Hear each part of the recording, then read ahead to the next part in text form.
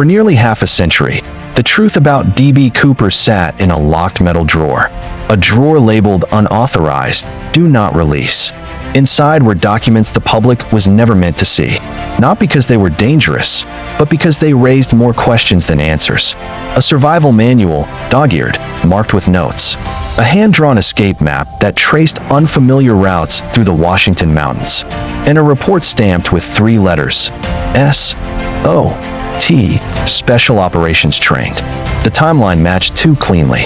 A man, discharged quietly in 1969. Skilled in high-altitude jumps. Skilled in survival. Skilled in disappearing. This wasn't the work of a desperate criminal. It was a calculated plan, one designed by someone who spent years preparing. And the most chilling part? The FBI knew it. But they also knew they had no real way to prove it. No body. No parachute. No scent trail. Just the shadow of a man who walked into an airport with a briefcase and walked out of history. The files told a story, but only Cooper knew the ending. For years, the world believed Cooper died the moment he jumped. That no man could survive a storm that violent, a fall that unpredictable, a forest that unforgiving. But new evidence painted a different picture. Tracking dogs brought to the area didn't find a corpse. They found a path, a trail, footsteps leading away from the landing zone and toward logging roads. Investigators realized something important. Cooper didn't land by accident. He landed exactly where he intended. He moved through the darkness like a man who had done it before.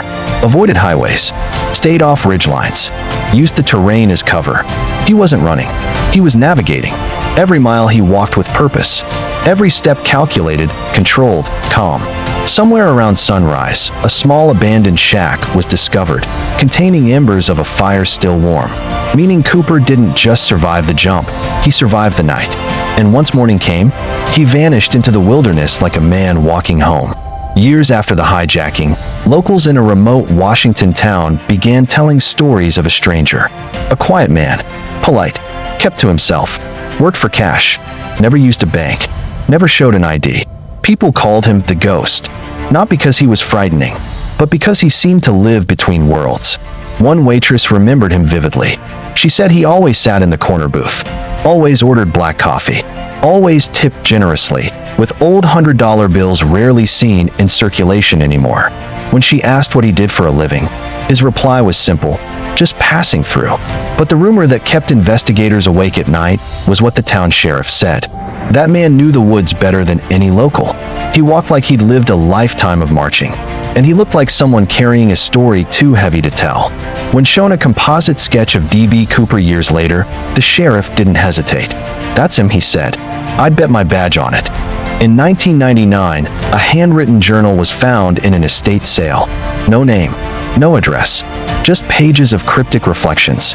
At first, nothing stood out, until investigators reached page 47. Written in shaky handwriting were the words, "I walked out of that plane with the world behind me. I didn't steal money. I stole my freedom." The journal described pain, regret, isolation, but also peace.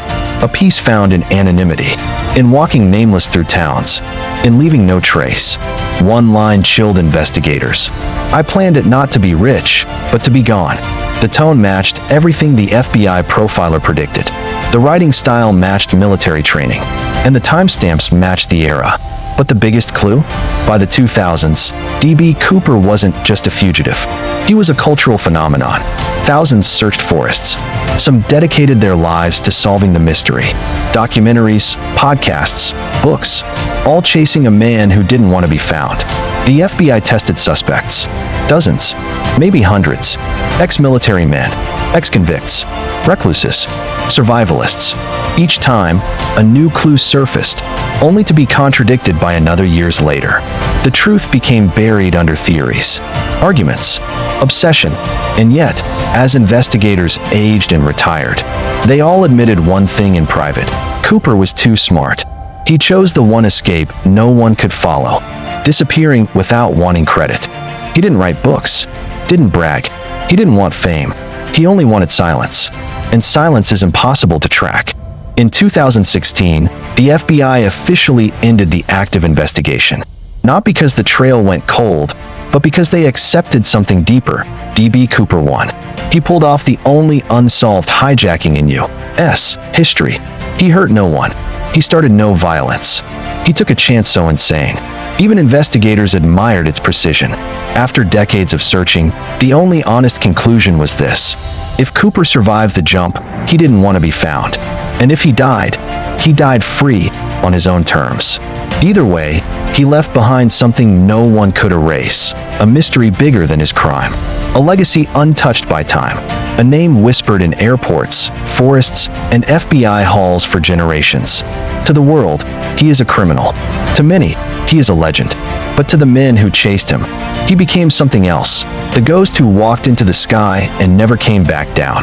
This is the end of the D.B. Cooper story, or maybe the beginning of a mystery that was never meant to be solved.